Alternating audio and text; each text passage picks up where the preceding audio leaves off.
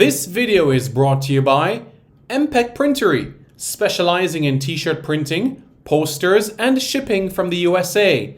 Call 876-775-6692 or 876-337-7374. Andy Gone Nuts, 100% guaranteed fresh coconut water delivered straight to your door. Call 876-309-6128. That's 876-309-6128. Refreshing and affordable. For more information, follow them on Instagram at Andy Gone Nuts.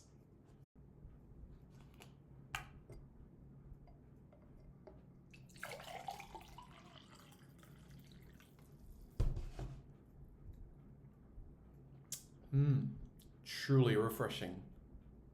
And Crumble by Mrs. C. Old English fudge and other delectable sweet treats.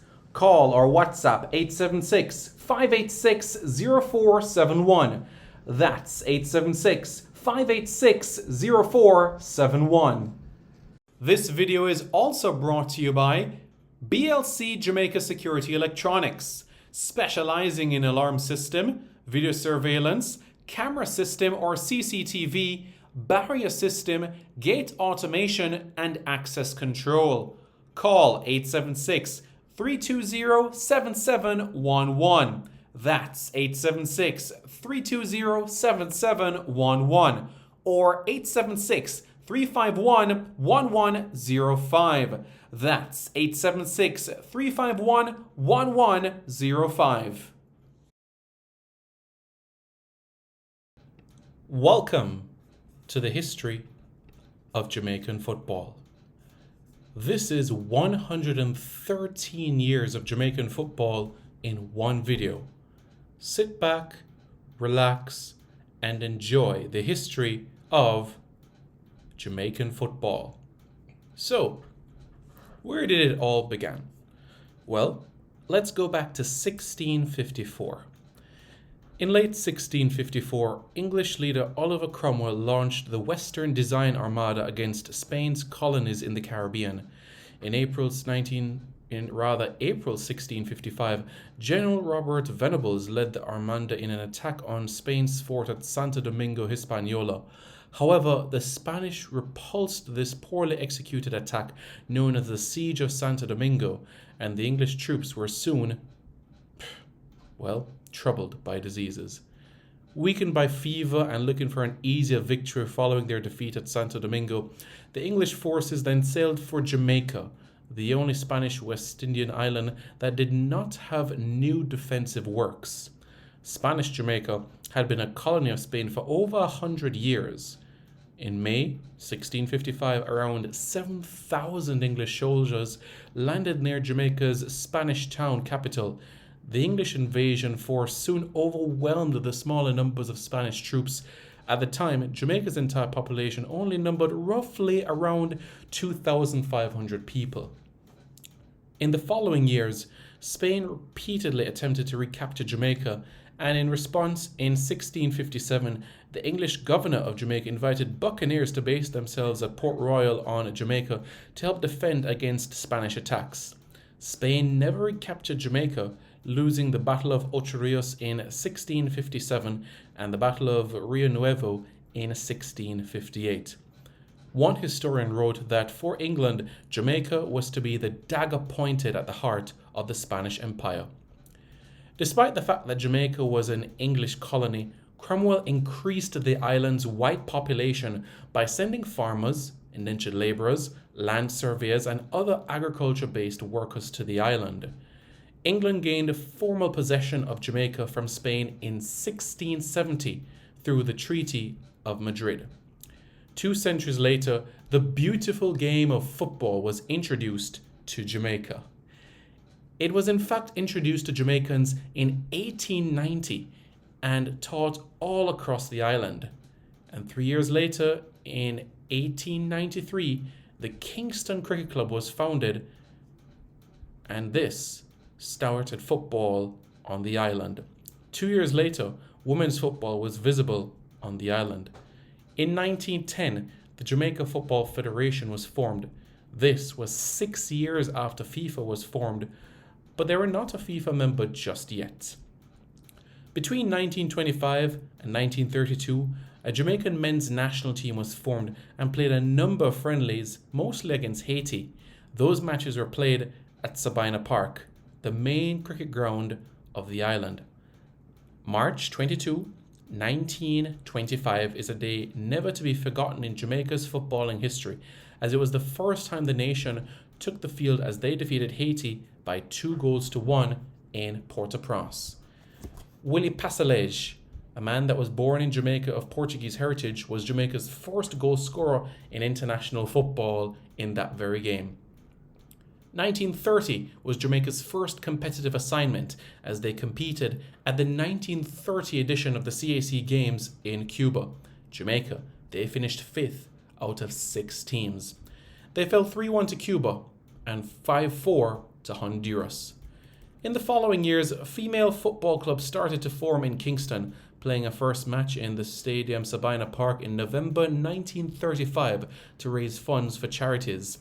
In the coming years, women's football started to outgrow the men's game on the island and reached the cities of Spanish Town, Montego Bay, Port Antonio, and St. Anne's Bay, attracting more fans than the men's game did and igniting public debates about the need for a nationwide league for women. In the 1950s, Jamaica played friendlies versus Trinidad and Tobago, Haiti, Barbados, and also Guyana. But they did not compete in the World Cup qualifiers until the 1960s. But before that, Jamaicans were creating waves overseas. Yes, in 1951, Jill Heron became the first black footballer to play professionally in Scotland, as he was on Celtic's roster from 1951 to 1952. A Jamaican-born man. Prior to that, Lindy de la Pena, the man that went to Monroe College and was such a talented athlete, won the league title with English club Portsmouth twice, 1949 and 1950. In April 1950, after a successful few years with Portsmouth, he transferred up to the northeast, to Middlesbrough, where his career took off. He played on the wing or inside forward and became Borough's leading goal scorer in 1952, 54 and 56. In total, he scored 93 league goals and FA Cup goals cumulatively in 270 appearances. That is an average of almost 1 goal every 3 appearances. He moved to Mansfield Town in June 1958, contributing 27 goals in 115 appearances over 2 years, before retiring from league football in 1960. In 1962, the same year Jamaica became independent, the JFF became a member of FIFA. At the 1962 Central American and Caribbean Games played in Jamaica, the national team was led by Brazilian coach Jorge Peña. Jamaica finished in 4th with 2 wins over Puerto Rico and Cuba. A year later, Jamaica competed in the first CONCACAF Championship in El Salvador, where the team finished last in their group, including Mexico, the Netherlands Antilles, and eventual winner Costa Rica. In 1965, Jamaica attempted to qualify for the 1966 World Cup in England. After finishing first in its preliminary group that included Cuba and the Netherlands Antilles, Jamaica faced Costa Rica and Mexico in the final round, where the winner would qualify for the World Cup. Opening the final round campaign with a 3-2 loss at home against Mexico, Jamaica lost the return match 8-0. That's right. And then 7-0 to Costa Rica, and ended with a draw at home in the return match, ultimately finishing with a single point. In January 1967, Jamaica attempted to qualify for the CONCACAF Championship, but they were eliminated after finishing 3rd in a group of 5 teams. In 1968, George Hamilton became the new head coach as Jamaica attempted to qualify for the 1970 World Cup in Mexico. Most of the squad for the campaign was young, with only a few remaining players from its previous attempt at qualifying being in the team. This was due to most of its players being either retired or migrating abroad, as in the late 60s to early 70s, there was quite a bit of migration from Jamaica to England, the United States, and also Canada. Jamaica finished last with 0 points from 4 games. After finishing last in the 1969 CONCACAF Championship and not qualifying for the following championship, Jamaica had to withdraw from qualifying for the 1973 CONCACAF Championship after 17 players were suspended for poor behaviour during a tour of Bermuda. In 1977, Jamaica competed in qualifying for the 1977 CONCACAF Championship, which was also the qualifier for the 1978 World Cup. Taking on Cuba in the first round, Jamaica lost both of its games 5-1 on aggregate. Jamaica did not attempt to qualify for the 1982 and 1986 World Cups due to insufficient funds. The team returned to international competition after qualifying for the 1989 CONCACAF Championship, which was part of the qualifiers for the 1990 World Cup in Italy. After defeating Puerto Rico 3-1 in aggregate in the preliminaries, Jamaica played the United States for a spot in the final round, and after a 0-0 draw at home, they lost 5-1 to the United States. Don't ask the die-hard fans about Lenny Dennis. In 1990, Carl Brown was signed as head coach and led Jamaica into qualifying for the 1990 Caribbean Cup, finishing tied for third after the final round was abandoned due to Tropical Storm Arthur. In 1991, Jamaica defeated Trinidad and Tobago by 2-0 to win the Caribbean Cup for the first time in their history and qualify for the inaugural CONCACAF Gold Cup. Jamaica eventually were eliminated from the first round after losses to Honduras, Mexico, and Canada. Also in 1991, Jamaica's women's national team played their first international game as they fell 1-0 to Haiti in Port-au-Prince. So, from 1991, we go to 1992. Yep, that's right. The journey continues.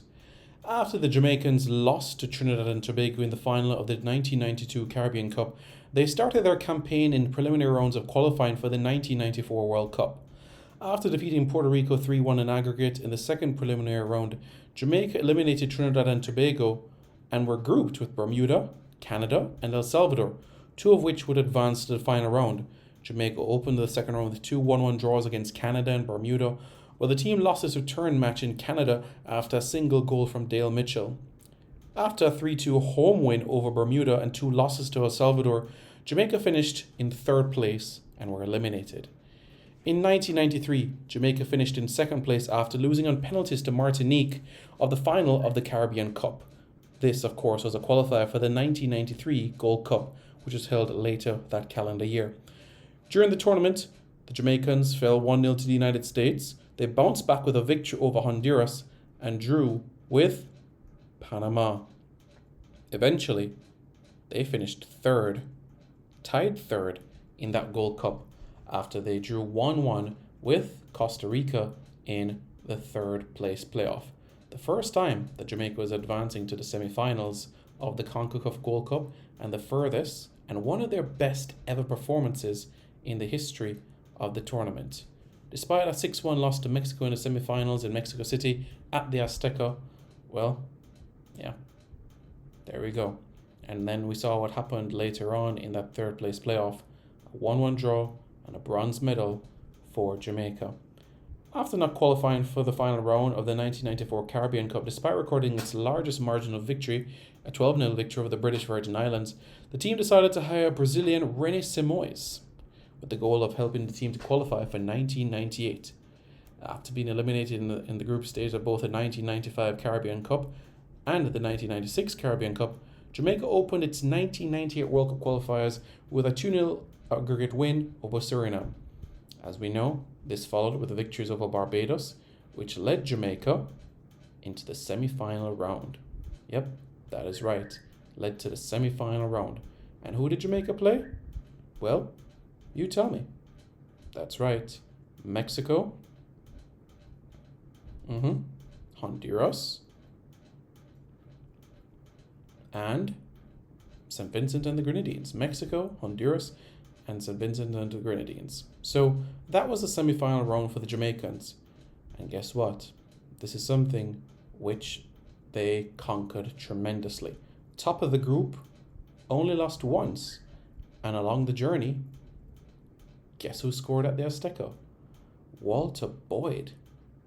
Yeah. Would you look at that?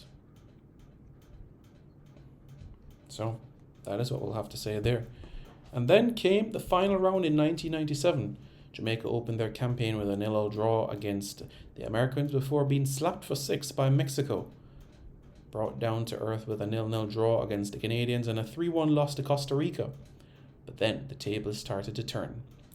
A 1-0 victory over El Salvador, a 1-0 victory over Canada, a 1-0 victory over Costa Rica, and then a 1-1 draw against the United States, a 2-2 draw against El Salvador, and then November 16, 1997, Jamaica becoming the first English-speaking Caribbean nation to qualify for the World Cup, the most crime-free day Jamaica has ever had. According to the Statistical Institute of Jamaica, no deaths were recorded on this day. Just let that process for a moment, folks. The following day was declared a national holiday. That in itself, special. Just let that sink in. That was special. Yeah. So, that's something for us to process, for sure. 1998. Well, what happened in 1998? 1998. A year to remember for all. Jamaica competed at the 1998 CONCACAF Gold Cup, finishing first in a group which comprised Brazil, Guatemala, and El Salvador. With the help of goalkeeper Warren Barrett, Jamaica opened with a 0-0 tie against Brazil. After wins over Guatemala and El Salvador, Jamaica advanced to the semi-finals against Mexico. And it was Luis Hernandez with a golden goal. In the third place playoff, Jamaica lost to Brazil 1-0 as Romario scored. Jamaica ended fourth.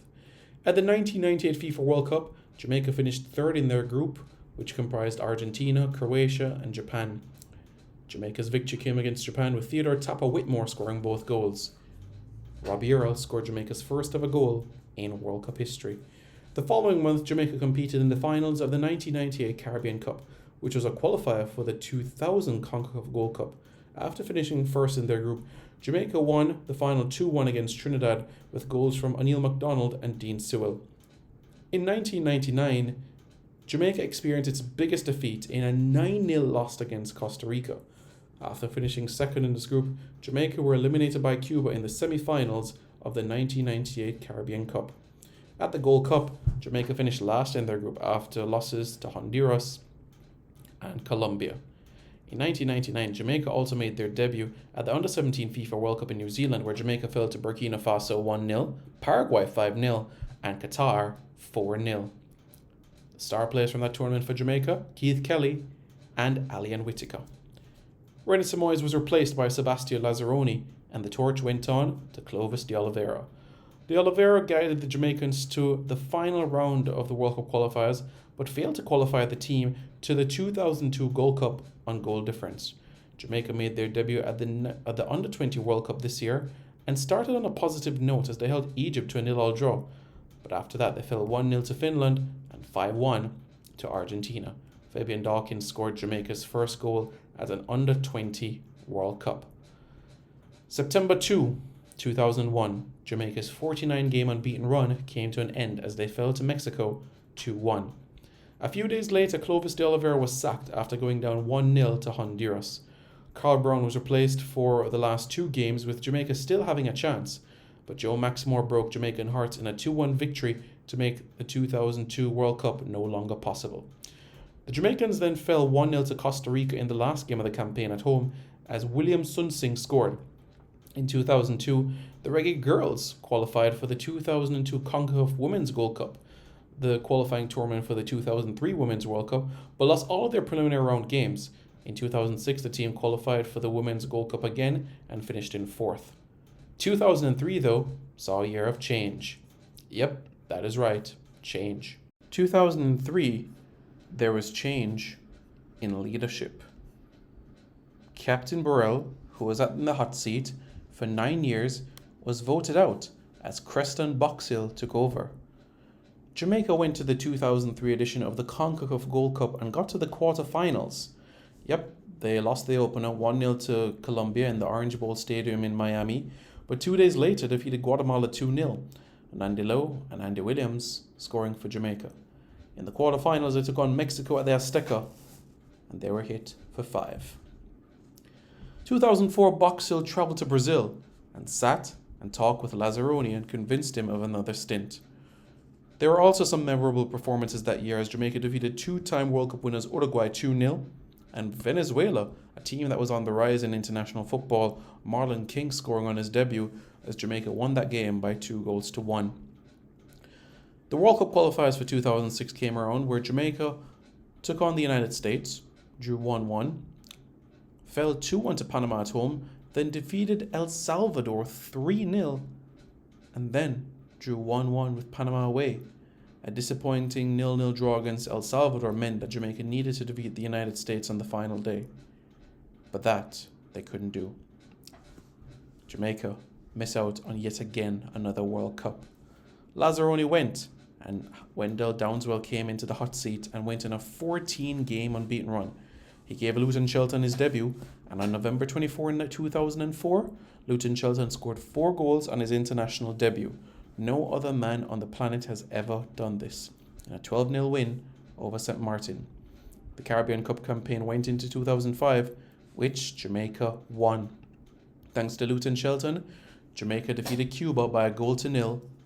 That is right, over in Barbados. Also that calendar year, Jamaica went to the Gold Cup, and it was goals. They defeated Guatemala 4-3, had a thrilling 3-3 draw against South Africa, and then fell 1-0 to Mexico. They took on the United States in the quarterfinals and lost that game 3-1. Carl Brown returned to the hot seat, but there was some disappointment as Jamaica were shocked 2-1 by St. Vincent and the Grenadines. Jamaica missing out on qualifying for the 2007 edition of the CONCACAF Gold Cup. Carl Brown's last game in charge was a 1-1 draw against Peru before he was replaced by Bora Milutinovic. The honeymoon period started off well as Jamaica won the 2007 edition of the Lunar New Year Cup. That's right, Jamaica won a trophy. Bora Milutinovic gave a lot of opportunities to the homegrown players of the squad. In fact, only Luton Shelton and Ricardo Bibi Gardner at the time were the only overseas-based players part of the squad. But then, after a poor tour to Asia and Captain Horace Burrell being in the hot seat, there was change again. Captain Horace Burrell removed Bora Milutinovic in the hot seat and went for a Brazilian. But before that, Jamaica copped the silver at the Pan American Games in Rio de Janeiro.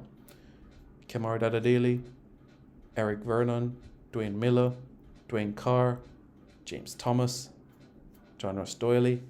What a contingent that was, as Jamaica got a silver medal at the Pan Am Games. In 2008, it was the return of René Simoes, the professor, but he knew he had limited time. He had a 1-1 draw against Costa Rica, which followed with a 2-2 draw against Trinidad and Tobago, and then, after that, the matches came thick and thin. Another draw with Trinidad, a loss to Grenada. There was also a 5-1 victory over St. Vincent and the Grenadines, and then the big dance came of the qualifiers. Jamaica defeated the Bahamas 7-0, 6-0. Then the semi-final round, 1-1 draw against Canada, 3-0 loss to the Mexicans, a 2-0 loss to Honduras. Then René Simoes was removed and replaced by Theodore Tapa Whitmore. Jamaica defeated Mexico 1-0. Then Honduras 1-0. Then Canada 3-0. But it wasn't enough to take Jamaica to the final round. The Caribbean Cup took centre stage and John Barnes was in the hot seat. Jamaica defeated Barbados by 2-1. Grenada 4-0. 1-1 draw against Trinidad. Beat Guadeloupe 2-0 in the semi-finals, and then in the final defeated Grenada 2-0 thanks to a pair of penalties from Luton Shelton. 2009 came around. John Barnes oversaw a 0-0 draw against Nigeria, a 3-2 win over Panama, Jamaica's first win over Panama in many decades. But he left before the Gold Cup to take a job at Tranmere Rovers. Jamaica were eliminated in the first round after losses to Canada, Costa Rica. Despite a 1-0 win over El Salvador, that was it for the Jamaicans. In 2010, due to lack of funding, the Jamaica Football Federation cut the senior women's program as well as the women's Olympic program. Subsequently, the team was unable to participate in the qualifiers for the 2011 FIFA Women's World Cup. In 2011, due to over 3 years of inactivity, Jamaica was not ranked in the FIFA Women's World Rankings. But also in 2010, on the men's side, there was something that we could reflect upon on a good note. Theodore Tapper Whitmore won his first trophy in the head coaching position of the national team, winning the 2010 Caribbean Cup. Yep, that is right. Remember that campaign? Well, they had a 3-1 win over Antigua and Barbuda, a 2-0 victory over Guadeloupe, a 4-0 win over Guyana, and then a victory over Grenada in the semi-finals, and then a victory over Guadeloupe on penalties.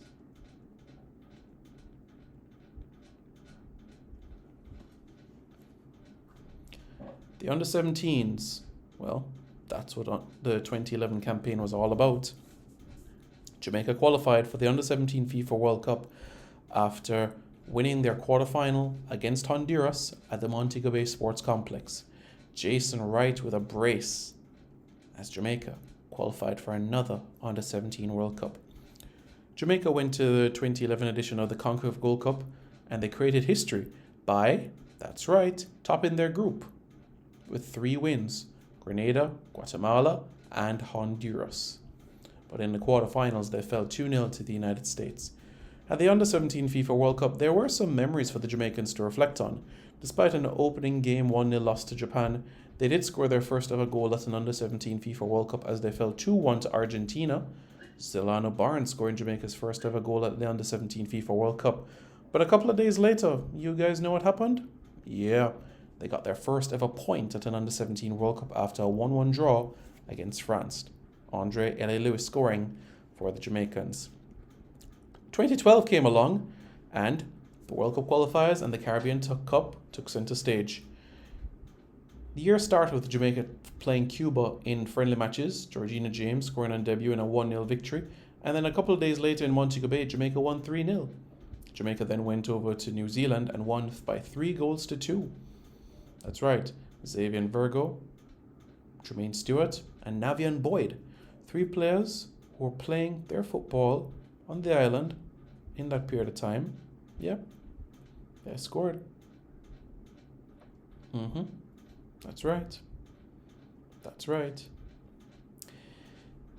The qualifiers came around, and Jamaica, by a whisker, goal difference, making it to the final round. Whew! It was a close one. Defeating Guatemala 2-1, then a 0-0 draw against Antigua, then beating the United States 2-1, then losing 1-0 to the United States, then losing to Guatemala 2-1, meaning that Jamaica would need to beat Antigua and Barbuda and hope that the United States does not lose to Guatemala.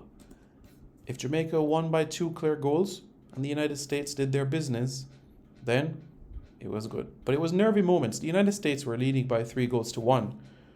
But you know what was happening? Jamaica went up with DeMar Phillips, then Nairo Nosworthy. But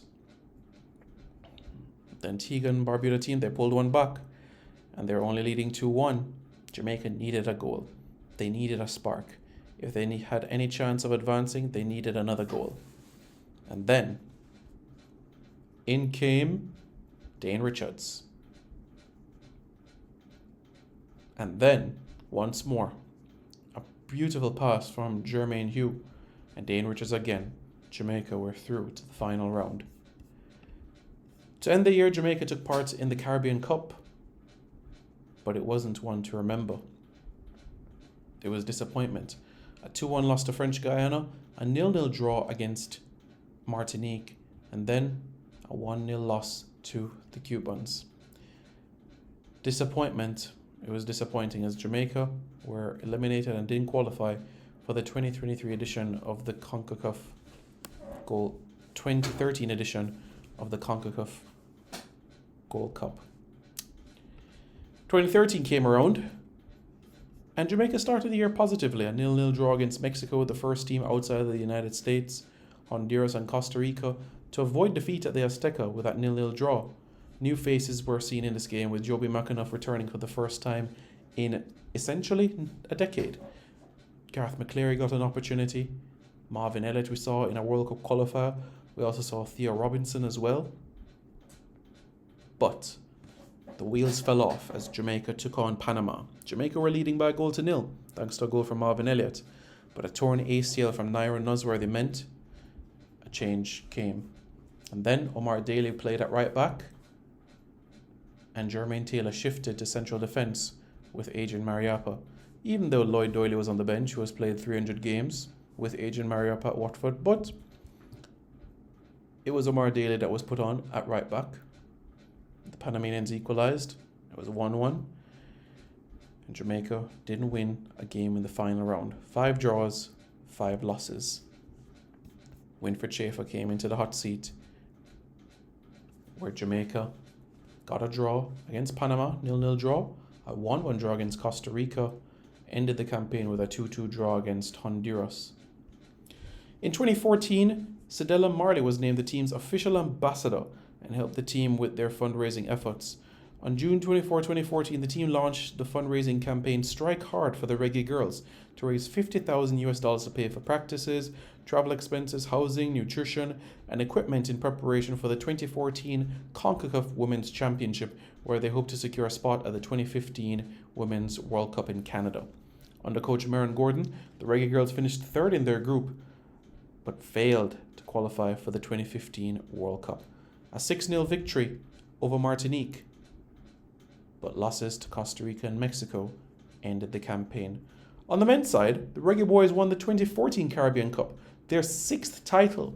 Yep, the 6 is real, and that helped them to qualify for the Copa America Centenario in 2016. They won on penalties over their bitter rivals, Trinidad and Tobago. 2015 was an interesting year. It started out well, with Jamaica being invited to the 2015 edition of the Copa America. Yep, that is right. Captain Horsball's great relationship with the CONMEBOL top brass of CONMEBOL led to this opportunity. And guess what? Jamaica went to the Copa America, the first Caribbean team to compete at this tournament, and they're competitive in all their games. 1-0 loss to Uruguay, 1-0 loss to Paraguay, and a 1-0 loss to Argentina. And then came the CONCACAF Gold Cup. In many ways, the Copa America was great preparation for the team, and Jamaica had a Gold Cup to remember. A 2-2 draw against Costa Rica, a 1-0 win over Canada, a 1-0 win over El Salvador, the quarterfinals defeating Haiti 1-0, defeating the United States for the first time ever on American soil 2-1, Giles Barnes and Darren Mattox, absolute legends, getting to a Gold Cup final. Jamaica facing Mexico in the Gold Cup final, but fell 3-1, the first time that the Caribbean team has ever played in a Gold Cup final. It was the hope that this sort of momentum would carry into the World Cup qualifiers, but it didn't necessarily materialize that way. There were losses at home and also on the road. Losses at home to Panama, but the loss on the road to Panama basically wrapped things up in that sort of campaign. It was disappointing the way everything transpired on that note. 2016 was the year that the qualifiers ended, where the Jamaica were eliminated in the semi-final round. But there were some good moments to reflect upon. Despite being eliminated from the Copa America Centenario and being out of the World Cup, one of Jamaica's most famous ever wins in international football came in 2016, as they, which they were ranked at 55 in the world at the time, defeated Chile, world number 3 at the time, Copa America champions at the time, 2-1. Clayton Donaldson and Joel Grant, key goals there. After Jamaica were eliminated from the qualifiers after that 2-0 loss to Haiti, Theodore Tapper Whitmore returned, and he oversaw the Caribbean Cup campaign. Jamaica defeated Guyana 4-2 and Suriname 1-0 to not only qualify for the Gold Cup, but also qualify for the semi-finals of the Caribbean Cup. The team travelled to Martinique, defeated French Guyana on penalties, and then in the final they fell 2-1 to Curaçao. This was the last edition of the Caribbean Cup.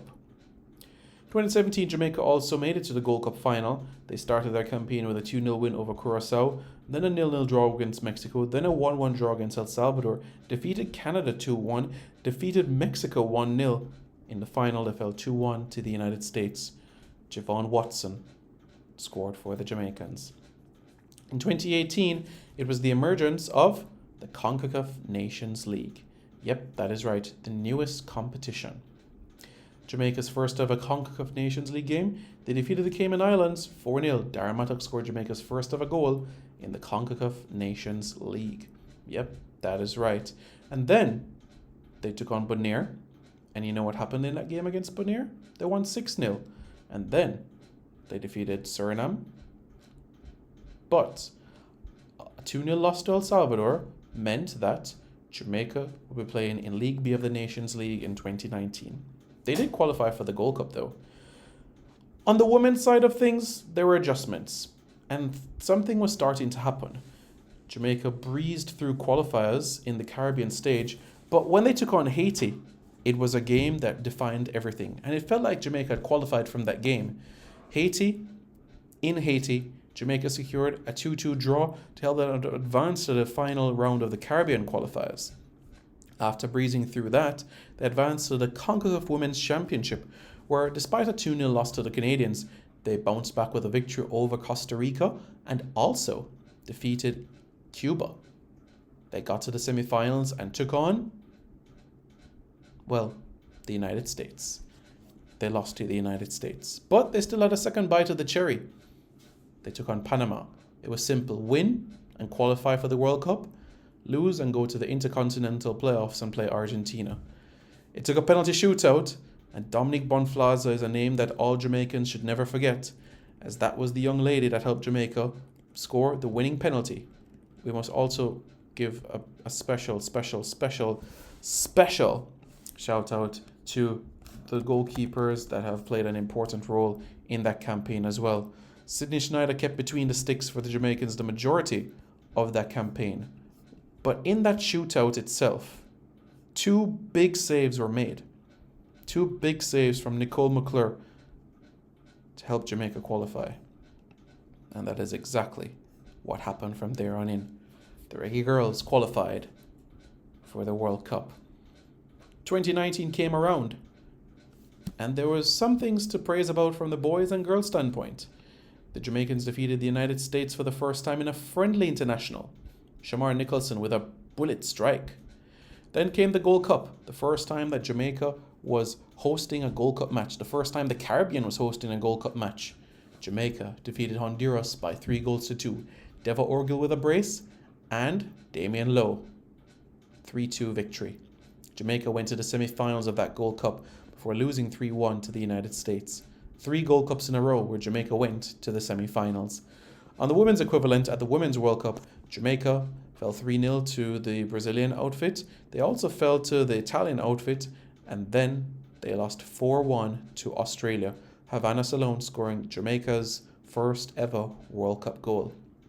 Hugh Menzies left after the Pan American Games. In 2020, the Olympic qualifiers continued, and in the final round, they lost to the Mexicans, they lost to the Canadians, and then they defeated St. Kitts and Nevis 7-0. It wasn't enough to get the team to Tokyo 2020. But then, COVID came. That's right. Jamaica defeated Bermuda 2-0 in a friendly match on the Reggae Boyz side. And on that day, rather the day after, the country went into a state of emergency and shut down. The Reggae Boyz were not back in action until November, where they took on Saudi Arabia in Saudi Arabia.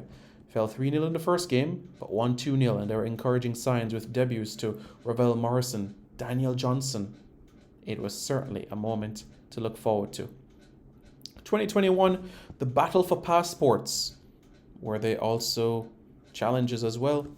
And then the Gold Cup came around, the World Cup qualifiers also came around, the Reggae Girls also took center stage as well, with friendlies over Nigeria and the United States. The Reggae Boyz at the Gold Cup went to the quarterfinals. The first time since 2011 that they did not win a quarterfinal match at the Gold Cup. fell to the United States 1-0. The World Cup qualifiers came around, and the likes of Anthony Grant, Mikel Antonio and co. played for Jamaica. And they ended the calendar year on a fairly positive note, you could say. They had an away victory over Honduras, but a 1-1 draw against the United States, where many people would say should have been a victory for the Jamaicans. A 1-1 draw in that occasion. 2022, the year also started where Jamaica needed wins, needed points, but that they couldn't get over the line. There was a change in management as Paul Hall took over from Theodore Tapper Whitmore as he was sacked, but the wins couldn't come. A different style of play, but the wins didn't come. Paul Hall's first win in charge as head coach did not come until their match against Suriname in the CONCACAF Nations League, that 3-1 victory. On the women's side of things, Vin Blaine took over from Hubert Busby after an investigation was done on him, and Vin Blaine guided the Jamaicans through the Caribbean phase of the qualifiers. But the final round, it was Lauren Donaldson, as the players wrote a letter as they wanted a change. Lauren Donaldson took the hot seat and guided the Jamaicans to a 1-0 victory over the Mexicans. They fell to the United States, but booked qualification on July 11, 2022 with a 4-0 victory over Haiti. And to put the icing on the cake, they also qualified for the Olympic playoffs after Kiki Van Zanten scored in the third place playoff to defeat Costa Rica by a 1-0 to help Jamaica go to the playoffs against Canada.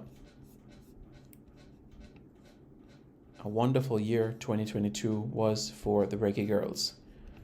On the Reggae Boyz standpoint, they ended the calendar year with Heimer Hallgrimsson in the hot seat. That's right. 2 matches in charge after a 3-0 defeat to Argentina and a 1-1 draw against Cameroon. That's 113 years of Jamaican history. Reggae Boyz fans, Reggae Girls fans, let me know your thoughts. What will the next 113 years be like for Jamaica? Well, let me know your thoughts in the comments below. Did you enjoy this? Believe it or not, this video was voiced, edited, and uploaded in the space of only 3 hours. Being completely serious. You guys want to see more stuff like this? Hit the like button right now. And don't forget to subscribe to Reggae Boyz Commentary for more content.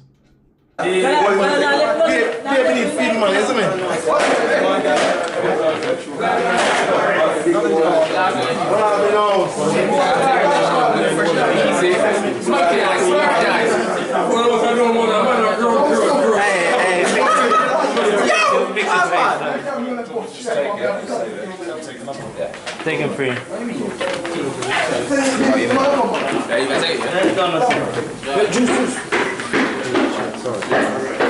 Ronaldo.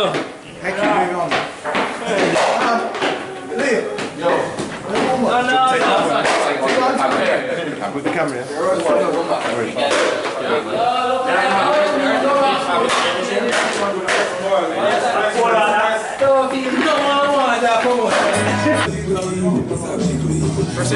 Yeah, man. This video is brought to you by MPEC Printery, specializing in t-shirt printing, posters, and shipping from the USA. Call 876-775-6692 or 876-337-7374. Andy Gone Nuts. 100% guaranteed fresh coconut water delivered straight to your door. Call 876-309-6128. That's 876-309-6128. Refreshing and affordable. For more information, follow them on Instagram at Andy Gone Nuts.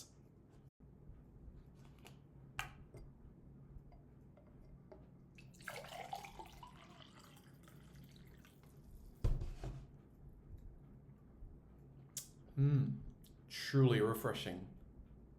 And Crumble by Mrs. C. Old English fudge and other delectable sweet treats. Call or WhatsApp 876-586-0471. That's 876-586-0471.